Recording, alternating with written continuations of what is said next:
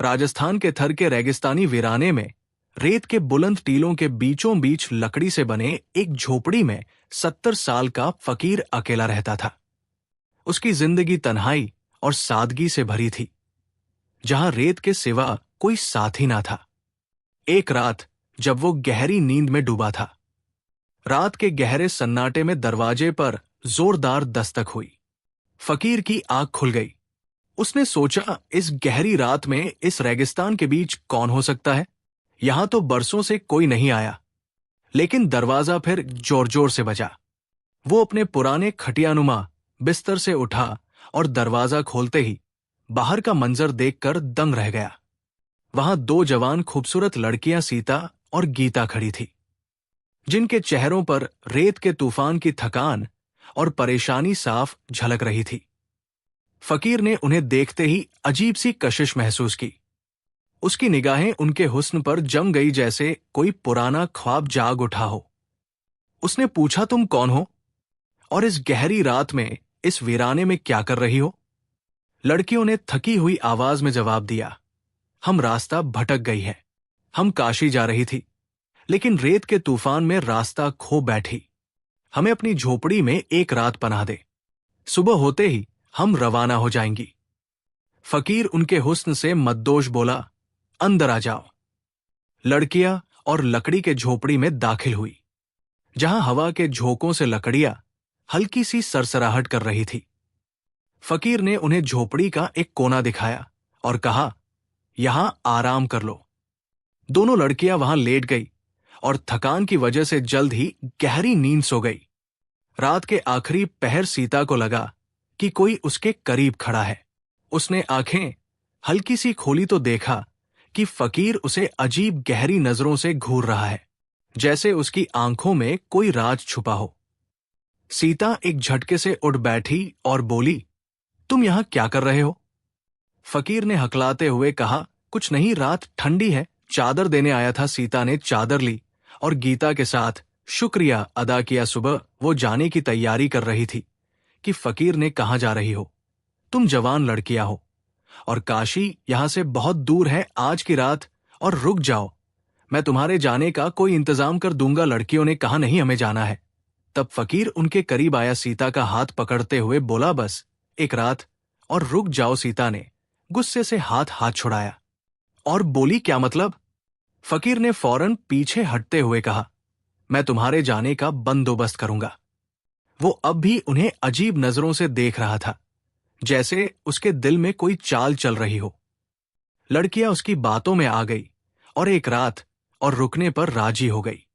सारा दिन फकीर उनसे नरमी और मोहब्बत से बातें करता रहा, लेकिन उसकी नजरें उन पर जमी रही, जैसे कोई शिकारी अपने शिकार पर नजर रखता हो। रात हुई। लड़कियां अपने कोने में बिस्तर पर लेट गई। फकीर चुपके से उठा और धीमे कदमों से गीता के पास जाकर बैठ गया, जो बहुत खूबसूरत थी। उसने नरमी से उसके माथे पर हाथ फेरना शुरू किया। अचानक गीता की आंख खुल गई और वो हड़बड़ा कर उठ बैठी। क्या हुआ? तुम यहां क्या कर रहे हो? उसने गुस्से में पूछा। फकीर उसकी आंखों में देखता रहा, जैसे किसी ख्वाब में हो, और बोला, मैं तकिया देने आया था। तुम बिना सराहने लेटी हो, तुम्हारी गर्दन में दर्द हो जाएगा। गीता ने तकिया लिया, नाराजगी से मुंह फेरा और कहा, चलो यहां से। फकीर अपने बिस्तर पर लौट गया। रात को वो अपने आप से बातें करने लगा। सुबह ये लड़कियां चली जाएंगी। आज मेरा आखिरी मौका था, लेकिन वो भी चला गया। फिर उसने खुद से कहा, नहीं, मैं इन्हें यूं ही नहीं जाने दूंगा।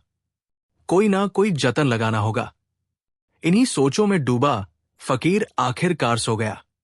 सुबह लड़कियों ने कहा, हमारे जाने का कोई इंतजाम हुआ। फकीर ने नरम आवाज में कहा, अभी तुम्हारे जाने का कोई इंतजाम नहीं हो पाया। उम्मीद है कल एक काफिला यहां से काशी की तरफ जाएगा। लड़कियों ने जब काफिला सुना तो कुछ इत्मीनान हुआ। उन्होंने एक दूसरे को देखकर कहा, चलो कल काफिले के साथ निकल जाएंगे। आज की रात और रुकते हैं। फकीर ये सुनकर दिल ही दिल में बहुत खुश हुआ। उसने सोचा, एक रात और मिल गई। उसकी निगाहें अब और भी गहरी हो चुकी थी। जैसे कोई पुराना ख्वाब उसके दिल में जाग रहा हो। रात ढली, लड़कियां वो अपने बिस्तर पर लेट गई। फकीर भी अपने बिस्तर पर लेट गया, मगर उसका दिल बेकरार था। वो लेटा रहा, लेकिन उसकी आंखें छत की बजाय कोने में सोई हुई लड़कियों को घूर रही थी। उसकी सांस तेज थी और दिल में अजीब सी हलचल थी। धीरे धीरे वो अपने बिस्तर से उठा, चुपके से उनके पास गया और उन्हें ऊपर से नीचे तक गौर से देखने लगा।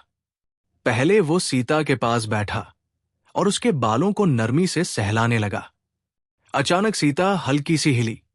फकीर को लगा कि कहीं वो जाग ना जाए।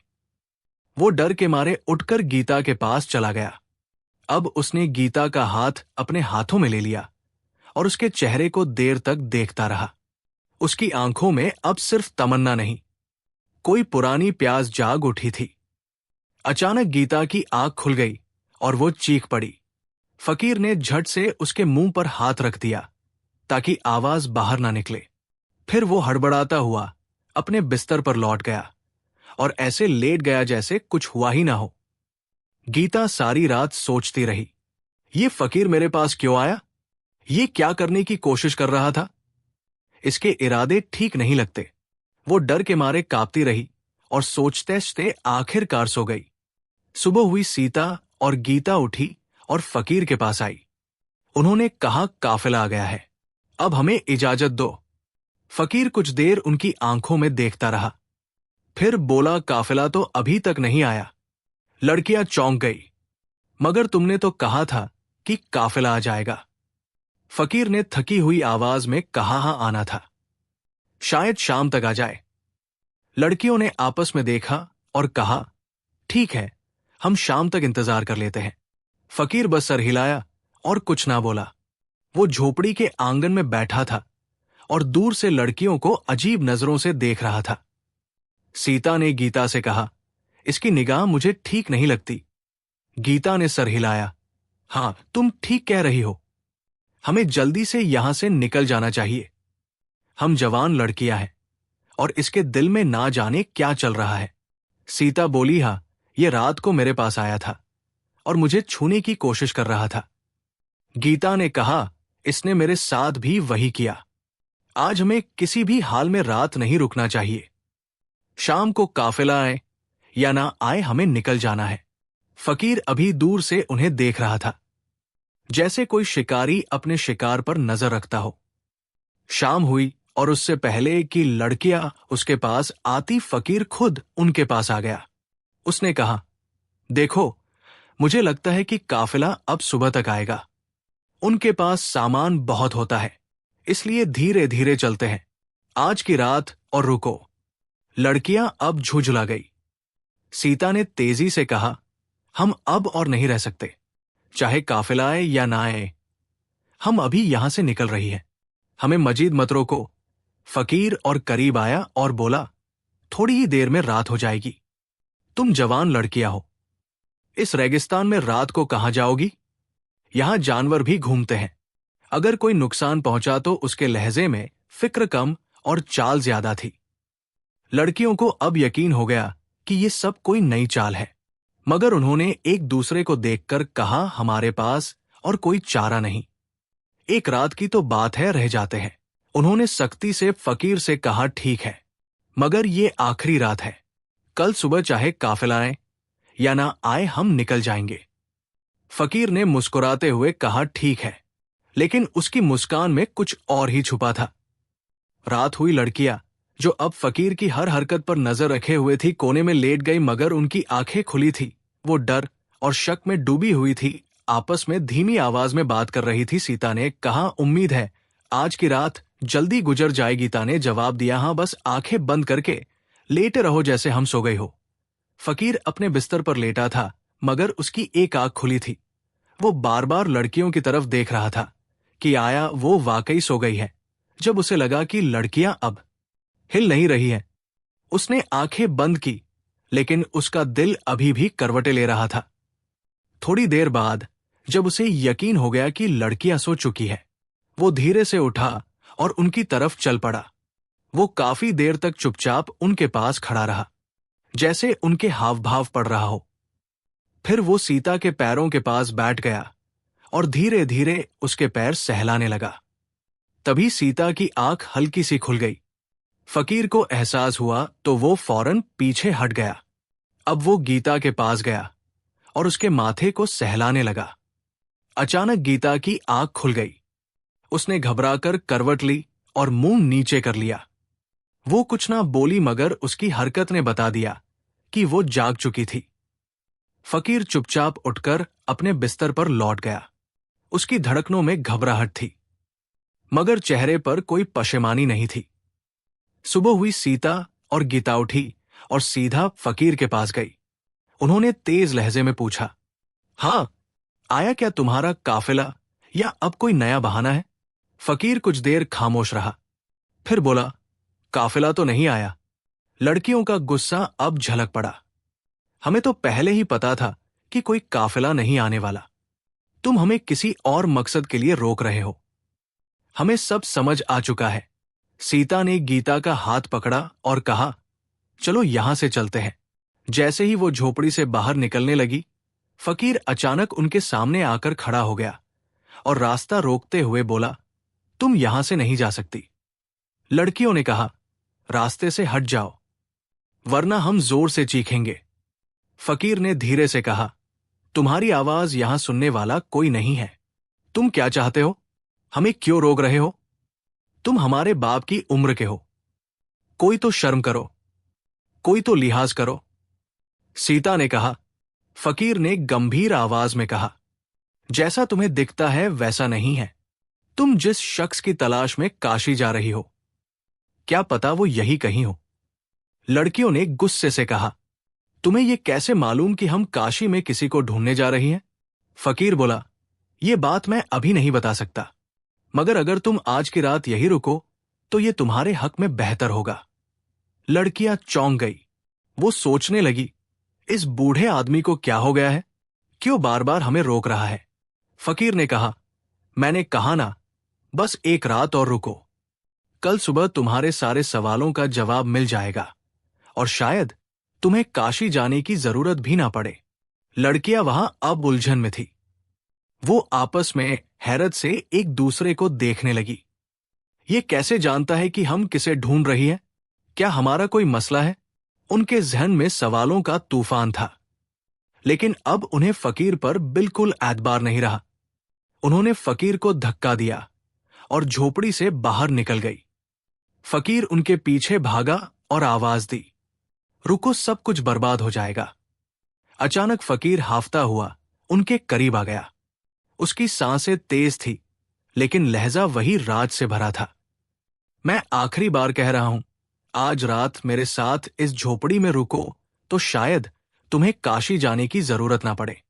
लड़कियों ने थके हुए लेकिन सख्त अंदाज में पूछा, अगर कोई बात है तो साफ साफ क्यों नहीं बताते? फकीर ने गहरी सांस ली और कहा, वो बात मैं अभी नहीं बता सकता। अगर मैंने अभी कह दी तो सब कुछ बर्बाद हो जाएगा। मगर मैं इतना बता सकता हूं कि तुम दोनों अपने शौहर को तलाश करने निकली हो। लड़कियां ये सुनकर सख्त में आ गई। उनकी सांसें एक पल के लिए थम गई। हां, हम अपने शौहर को ढूंढ रही है। वो काफी अरसे से लापता है। हमने कई इलाकों में ढूंढ लिया। अब काशी जा रही है। लेकिन तुम्हें ये सब कैसे मालूम? सीता ने चौंक कर पूछा। फकीर ने संजीदगी से जवाब दिया, मुझे सब मालूम है, मगर तुम्हें मेरे साथ एक रात गुजारनी होगी, तभी मैं तुम्हारे सारे सवालों का जवाब दे सकूंगा। लड़कियां इस अजीब शर्त को सुनकर घबरा गई। उन्होंने एक दूसरे की तरफ देखा। डर, शक और उलझन उनकी आंखों में साफ नजर आ रही थी। ये फिर कोई नई चाल है? क्या ये रात में हमारे साथ क्या करने वाला है? वो सोचने लगी। कुछ देर सोचने के बाद सीता बोली, चलो एक रात और रहते हैं। गीता ने हामी भरी। हां, अगर ये आखिरी रात होगी। इसके बाद अगर कोई बात हुई तो हम और कुछ नहीं सुनेंगे। फकीर का चेहरा खुशी से खिल उठा। उसकी आंखों में चमक थी, जैसे कोई मंजिल करीब आ रही हो। ठीक है, उसने कहा। लड़कियां और फकीर वापस झोपड़ी की तरफ चल पड़े। लड़कियां आगे आगे चल रही थी और फकीर पीछे। उसकी चाल में अब ढीलापन नहीं बल्कि ठहराव था, मगर उसकी निगाहों में वही पुरानी हलचल थी।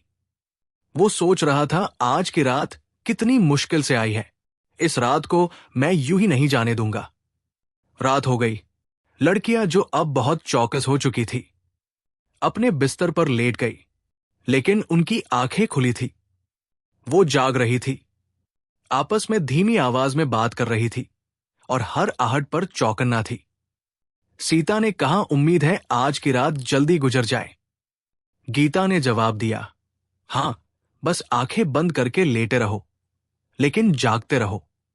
फकीर अपने बिस्तर से उन्हें देखता रहा। रात के आखिरी पहर, जब उसने सोचा कि अब नींद का असर हो रहा है, वो धीरे से उठा और सीता के पास जाकर बैठ गया।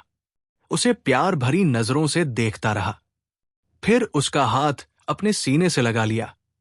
सीता ने एक झटके से हाथ छुड़ाया और गुस्से से मुंह फेर लिया। फकीर फिर गीता के पास गया, उसके चेहरे को काफी देर तक देखता रहा, फिर उसके माथे पर नरम सी बोसा दिया। गीता चौंक कर हड़बड़ा गई और गुस्से से मुंह नीचा कर लिया। फकीर चुपचाप अपने बिस्तर पर लौट गया। सुबह की पहली किरण झोपड़ी की लकड़ी की दीवारों से छनकर अंदर आई। सीता और मीरा जाग रही थी। उनके चेहरों पर नींद नहीं बल्कि बेचैनी और खौफ का असर साफ दिख रहा था।